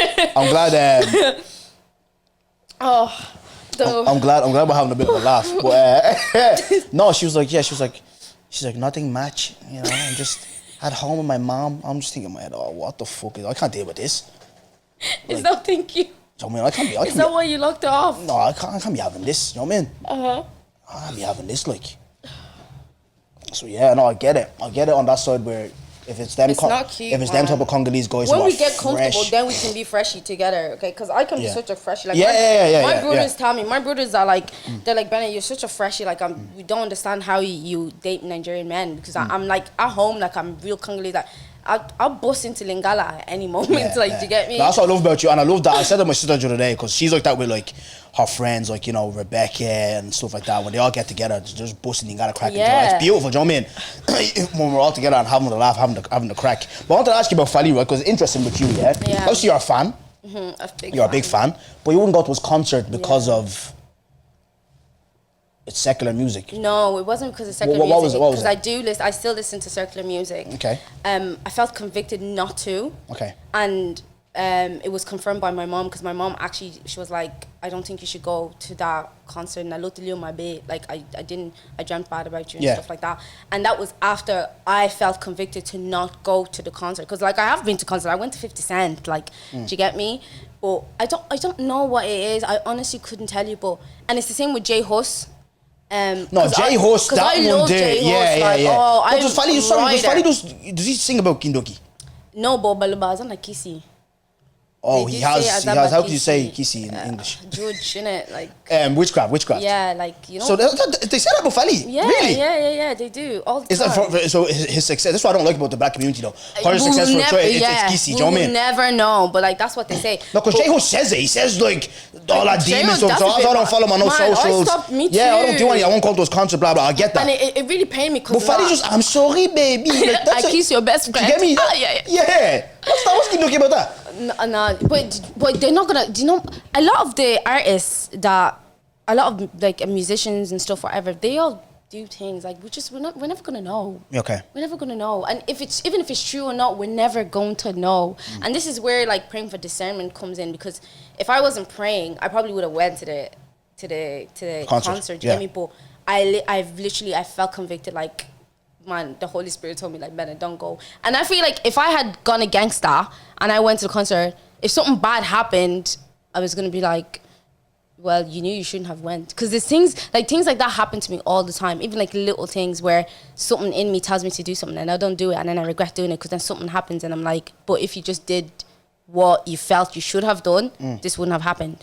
Does that make sense? Yeah, it does. Yeah. No, I get your perspective. No, So I didn't know. that's why I didn't go to Fally. I just Yeah. felt convicted not to. Yeah. And then my mom confirmed, and she was like, I don't think you should go to the concert. She didn't tell me don't go. She was just like, I don't think you should go to the concert. Yeah. And I was like, do you And know what? mothers out. My mom has this as well. They always have this Yeah. sixth sense of knowing. Do you know what I mean? Yes, I was like, do you know what? I'm gonna sit this one out. Yeah. Like, 100%. No.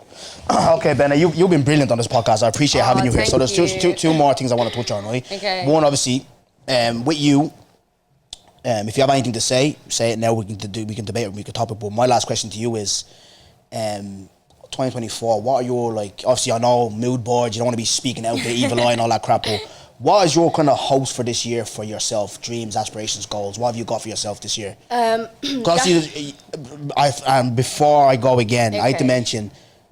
Your gym is such an inspiration. I got thank stick, you. right? I remember I got stick from one of the men because I was big enough. Because a lot of women, another thing you're doing, as long as making your own money and stuff like that, being strong, independent, all that type of stuff, all that great stuff. He's our gymming as well. Yeah, 'cause we proper. gotta look And you've good, changed like- because you were a fromage. Jeez. Yeah, I was like, big. when you go back to your throwback pictures, Did you see the- I know. I seen it when you posted today. I said, Yeah. "Chai." Compared to what, you're looking absolutely Oh, fantastic. thank you, So Douglas, thank your gym journey as well. Talk to me about that. What was that like? What got you into that? You just looked at yourself one day and said, "Yeah, this is enough." So I've always been like a sporty girl. Like Yeah. I've always been into like fitness, whatever. I've always watched my weight. Yeah. But then obviously there was one year where my final year, I was eating books, sleeping books, everything books. Like, cause I was like, I'm graduating this year. Do you get me? So I completely neglected everything, and like I just gained so much weight, and I just wasn't happy Yeah. with the weight that I gained.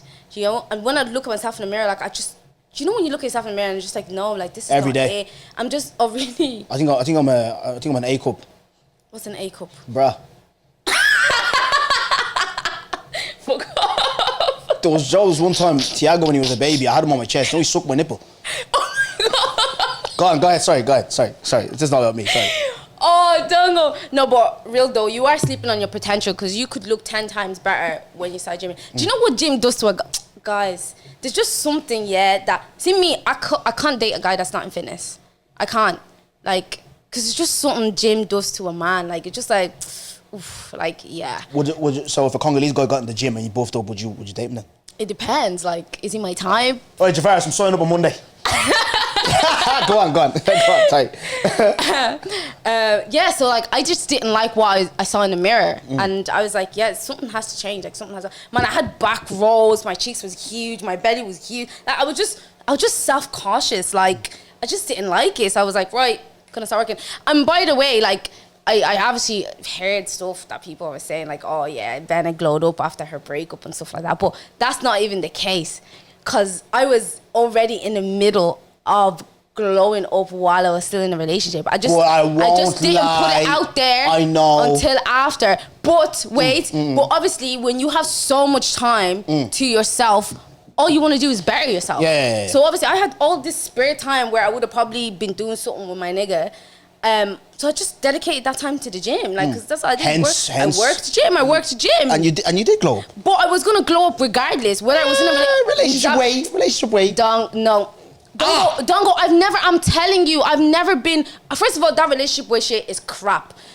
Bro, is crap. I'm so sorry. Like, why wouldn't you want to look the best while you're with your partner? Do you guys not want to glow together? I'm one of the, I like to look good. I want to look good all the time. I want to look good for myself, first of all. And I want to look good for my man. Like, I want my man to look at me and be like, wow, like, I bagged a thing. Like, do you get me? Like, that's what I want. So all of this, relationship, wait, no, I'm sorry, you're just being lazy. You're being too comfortable. And I think that's the problem with both men and women. You get into a relationship and you just get comfortable.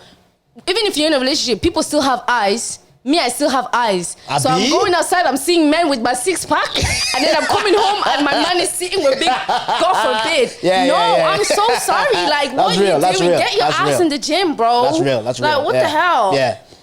So no, I don't agree. Just because you're in a relationship doesn't mean you need to be getting comfortable and letting yourself go. If I was still in a relationship, I would have still looked the way I'm looking right now, because I would have made sure of that. Okay. Do you get me? It wouldn't have been a thing where, oh yeah, I'm comfortable. No, because I want my man to look at me and be like, yeah, she's a whole ass meal. Like, do you get me? So yeah. That's your fitness journey. Oh yeah. Okay, so back to my fitness journey. No. So obviously I didn't like what I was doing, and I was like, you know what? We're gonna make a change. We're gonna make a change. We're gonna get back to the gym. Because one problem I had, I was never consistent and I didn't have discipline. So last year, my 2 words for the year was consistency and discipline in everything. Faith, business, fitness, consistency, discipline.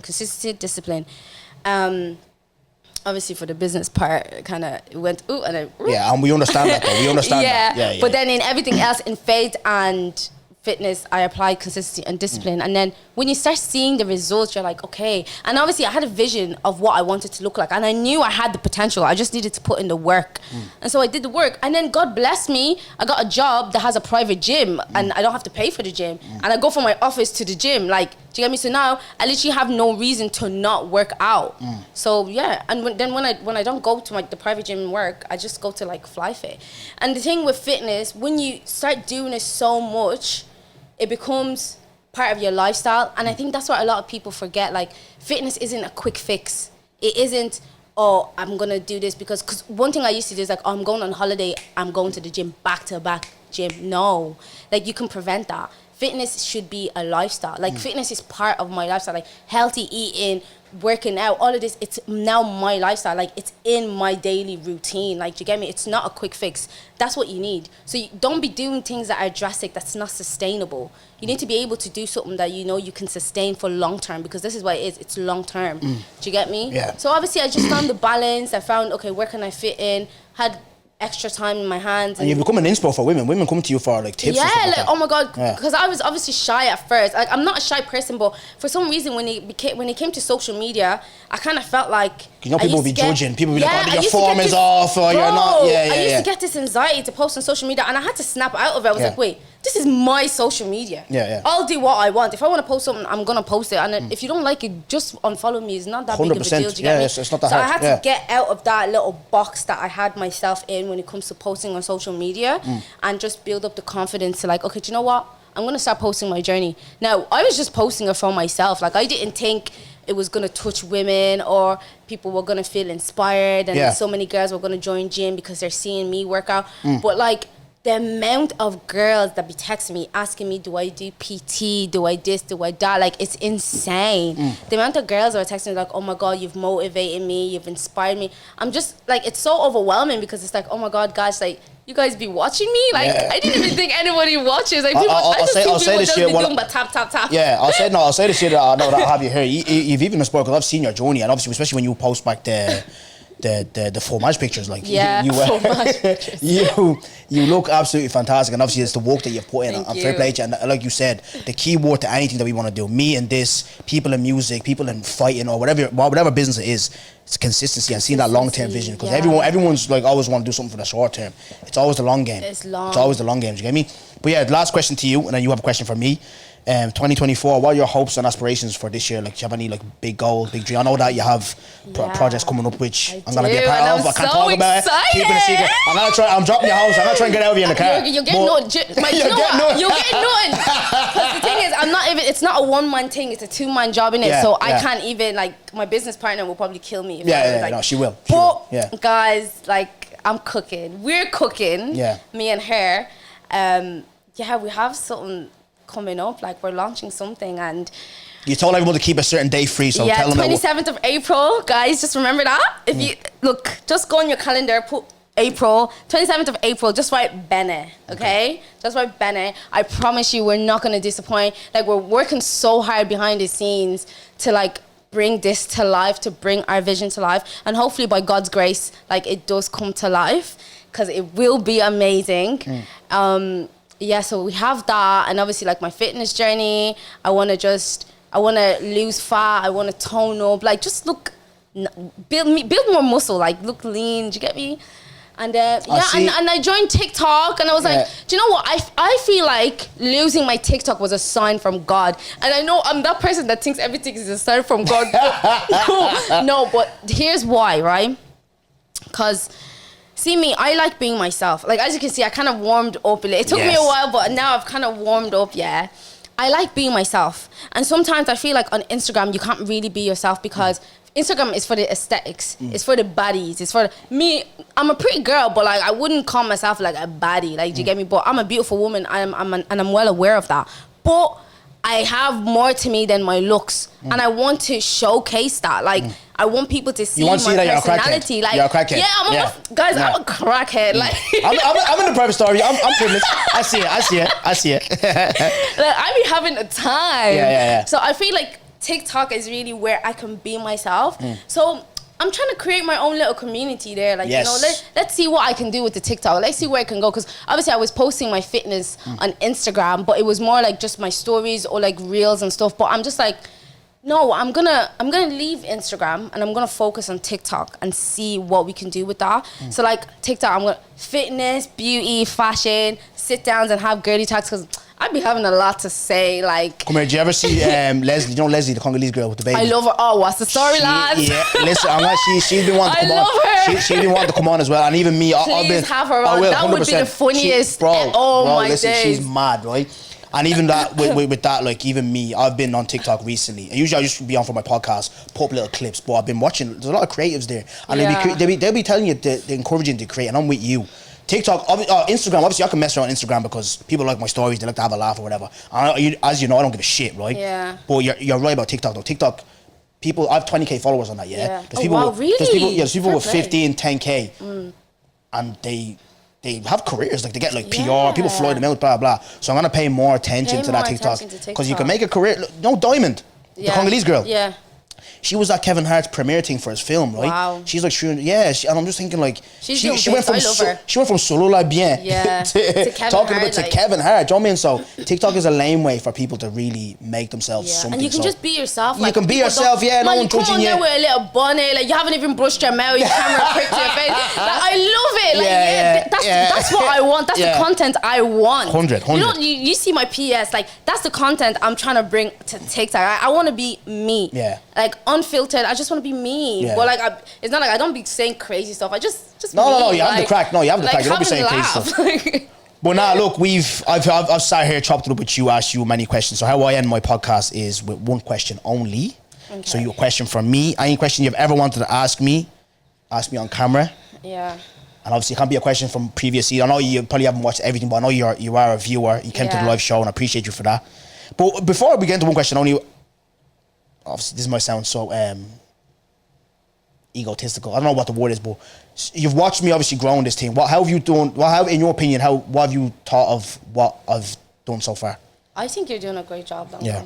Obviously, at the start, man, I was like, "What is this guy on?" Like, because obviously, and I'm obviously talking about the episode with Congo Boy, and I think I've said this to you. I actually watched that back last night. Yeah, I seen it on your story. Yeah. And I've said this to you before. I was like, man, you were bang out of order the way you spoke to him. Like, I didn't like that at all. Because I'm a real big advocate on treat people how you'd like to be treated. And that's why I feel like I am the way I am. Because I just treat people how I want them to treat me. Like, do you get me? Yes, I was like, after that, I didn't watch one of your shows again. Because I was like, yeah, I'm not watching this. I couldn't even finish that episode. No, neither could. Even me watching it back, last night, I had to force myself. I said, right now, we need to get through this episode. Because this season, obviously you're going to watch your own episode, but that's going to be so weird. I encourage it. Yeah, you get used to it after a while, right? I encourage you. For me, episode 3 will probably be the best. It's Akba's episode. It'll probably be the best episode I've done in a long while. My best episode, my favorite episode is Why is it the best though? I don't know. I just feel I got something out of him. Yeah. We went to a place where obviously Akba's a joker, right? Yeah. I'm a joker, but it had everything. Where I think, for me, I feel like I'm the best in this. Yeah, of everybody. I don't give a shit. I'll say it, right? As you should. I feel like I'm on my own number 1. And with podcasting, people think it should be, trying to be funny for an hour is hard. But I like the balance of funny, entertaining, and learning. Yeah. You get all that in that episode. Yeah. We have some funny moments, we have some entertainment, and you learn something. And even how he opened up on like his engagement and stuff like that, I thought that was brilliant. Yeah. I just think that's what, like I said to you, I found my niche. Even the Glorious episode was getting a lot of love. And I feel like I was rusty that episode, but I just feel like I just found the perfect balance on how to do this without, people take his mic off him, without being disrespectful, letting my guests talk. And on that Congo Boy one, I'll defend myself a little bit. It's very hard to sit there and do a podcast with a nigga that is not allowing you to talk, has his feet up, and is chomping down a snack box. But that's Congo Boy. No, I know. But you're coming into this thing, right? You're coming in, like how I came in so unfiltered. I said, I'm gonna not give a shit. Like, I'm telling him, shut the fuck up. Yeah. And this. I'm just like, do you know what I felt like? You were attacking him. Like, I was wincing. As I'm watching, I'm just, what are you? And because I know myself now. But Bene, that don't 10K views. Yeah, but first, the reason why it don't take off first because it's Congo Boy. Congo Boy is very controversial. And like, although people don't like what he says, people tune into what he says because he's entertaining. Let's be very honest, right? And then people love a bit of drama. Like, people love watching people arguing. Like, the drama between you, him, and Andy, like, that's what people want to see sometimes. Yeah. Like, do you get me? Yeah. That's why it has 10K views. Let's not pretend like people... No, it's not only that. It's not only that. That's whole season. It's just over like 5, 6. It's mad because it was crazy. But I said, like, when there's time to be crazy... don't get me right. Don't get me wrong, sorry. I'm still going to be true to myself. If I have an opinion on something and I feel strongly about it and I'm passionate about it, I am going to go in like that. But obviously, with more nuance and more objectivity and more kind of like, especially if the other person has a different opinion to me, let them speak as well. Do you get me? Yeah. So now I appreciate you. So what made you come back then? Obviously you didn't watch that. What made you come back? I think I seen another one of your episodes. I just seen the growth. Yeah. And obviously, like, you have to give people grace. Was it the, what's her name? Blessing Data episode? The mental health one? Because that brought a lot of people back. I think so. I honestly can't remember. But all I do is I just remember seeing growth. I remember seeing, okay, he has actually changed from that last interview to this one. The way you speak, the way you carry yourself. It's like, okay, there's been a lot of positive change there. Let me give him another try. Do you get me? And then, yeah. And what do you think about podcasting as a whole? Do you think, like, we add to society, or is it fashion niggas that add to society? I don't know where that comparison came in, but we're here. Why are people comparing fashion niggas to... I woke up one day, right? Where's the correlation? Bro, I woke up one day. Who contributes more to society? Fashion niggas or podcasters? And BJ... I think that's a cheeky question, though. BJ Safolo goes, fashion niggas, fuck Dongo. I said, what the fuck? I think that's a cheeky question, though, because... I think basically what they're saying from that is they both don't contribute anything. That's why they're comparing the two together. Like, do you get me? Yeah. But I don't really mind podcasts. Like, I'm not a big podcaster. I'm very specific, the type of things I listen to. Like, do you get me? I need to like the way the person speaks. I need to like what they're talking about. Like, let me be honest, I haven't watched all your episodes. No, I know you haven't. Not everyone has. Not everyone I do has. watch it, but I don't watch all the episodes. Like, who's the person that's speaking? Like, there's just so much factors that goes into what podcast I'm listening to. I don't just listen to podcasts. Even me, I'm an RC. I don't know what I try and support as much as I can. Who I listen to weekly, I won't lie, weekly, 100% religiously is Charger, because I feel like they have conversations the way I do. Yeah. But obviously, I'll be probably a bit more crazier than them or whatever. But they really are who I resonate with the most. You know what I mean? I wouldn't have a podcast that I listen to. Well, what a podcast it's guest related. You know what I mean? Who's on and I watch. But anyways, I'm more of a music person. See me? I love music. Do you listen to RCN? Stop. You don't. You stop. Be humble, nah. Oh, what did you call him? Arsene. Do you listen to Arsene? Oh, like the Arsene. Oh, yes, I do. So I do. Who are you listening to? Be Humble has been on replay. Like I love original. Do you know what? Yeah. Do you know what as well? Do you know what I loved about this podcast as well? Because I know what episode you watched. You watched the Naomi Jeremiah episode, didn't you? Yeah.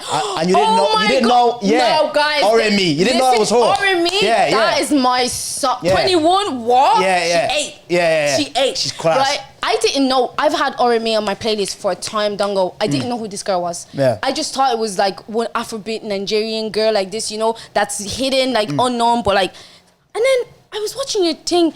I was like, wait.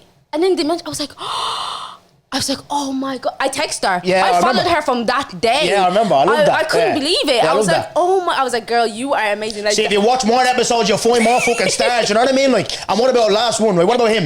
Have you followed his career? Oh yeah, I knew Jafaris. Yeah. Who doesn't know? Come on, you have to be under a rock if you don't know who he is. Like, don't piss me off about it. I can even slap him. But wait, why don't you make music anymore? You get me? We'll get him after. Wait, I do listen to more. Like, I listen to Simone. Well, she's known as Tita now. Yeah. And who else?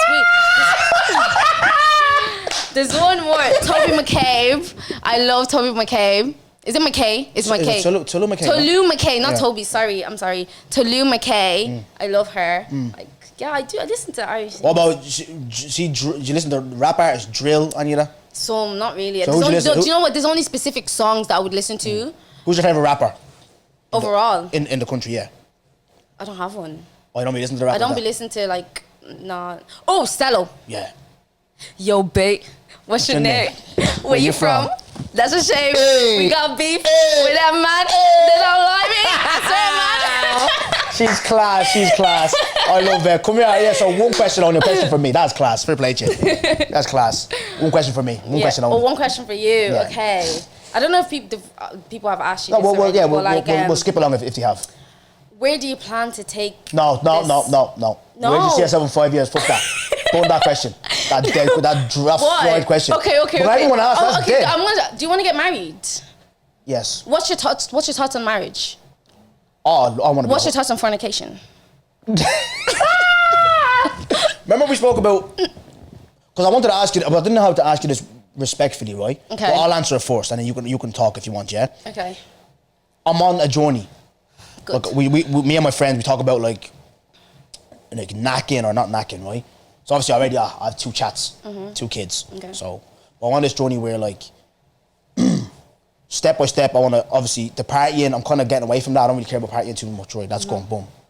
The next step is obviously alcohol. Obviously, you already know me, Yankee, I drink like a madman. Try and get off that. Then the next step will be stop knacking until marriage. Okay. So obviously, I'm trying to get closer to God, and I'm trying to be like this man of God, want to be like, proper. I need to take them steps. But obviously, it's going to be a step, it's going to be a journey. If I try and rush into it, you're going to have relapses, blah, blah. Definitely. So step by step, the more I go to church, the more I have these conversations with my friends, the better it will be for me, and then I'll stop. Bene, you've been brilliant. No. Is there anything you need to plug? Is there anything you need to follow you on your TikTok, whatever? Here's your opportunity. Yeah, we leave the floor to you. Follow my TikTok, Bene_LeBron. I'm only on like under 100k in Zambia, under 100 followers, but we're gonna get there. And yeah, like I said, April 27th. Put it on your calendar, okay? You don't want to miss this one. Come catch your vibe with your girl. And yeah, well, thank you for having me. No, of course, you've been a legend. To be here. Like, share, subscribe, everybody. Thank you. Bye. What up?